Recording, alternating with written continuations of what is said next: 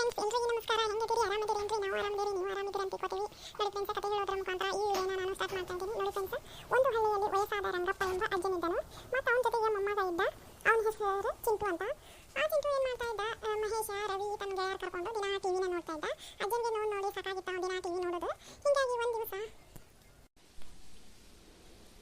ರಂಗಪ್ಪಜ್ಜ ಕರೆದ ಮೊಮ್ಮಗನಿಗೆ ಹೇಳಿದ. ಮೊಮ್ಮಗನು T V ನೋಡೋದು ಅವಂಗೆ ನೋಡಿ ಸಾಕಾಗಿತ್ತಲ್ಲ. ಅಜ್ಜನು ದಿನವೂ ಹಕ್ಕಿಗಳಿಗೆ ಆಹಾರ ಹಾಕುತ್ತಿದ್ದನು, ಕುಡಿಯಲು ನೀರು ಇಡುತ್ತಿದ್ದನು. ಒಂದು ದಿನ ಮೊಮ್ಮಗ ಕೇಳಿದ, ಅಜ್ಜ ಇವೆಲ್ಲ ಏಕೆ, ಎದಕ್ಕೆ ಅಂತ ಕೇಳಿದ. ಅಜ್ಜನವರು ಹೇಳಿದರು, ಮೊಮ್ಮಗ, ದಯೆಯು ಮನುಷ್ಯನ ಅಲಂಕಾರ, ಮನುಷ್ಯನ ದಯೆ ಒಳ್ಳೆಯ ಗುಣ.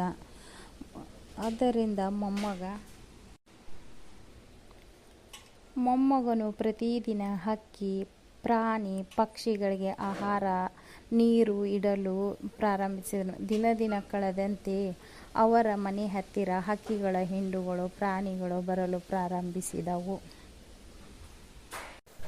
ಈ ಕಥೆಯಿಂದ ತಿಳಿದು ಬರುವ ನೀತಿ ಏನೆಂದರೆ, ದಯೆ ಮತ್ತು ಸಹಾನುಭೂತಿ ಇತರ ಜೀವಿಗಳಿಗೆ, ಪ್ರಾಣಿ ಪಕ್ಷಿಗಳಿಗೆ ನೀಡುವುದು ನಿಜವಾದ ಮೌಲ್ಯ. Thank you. ನಮ್ಮ ಚಾನಲ್ನ ಸಬ್ಸ್ಕ್ರೈಬ್ ಮಾಡ್ಕೊಳ್ಳಿ ಫ್ರೆಂಡ್ಸ್.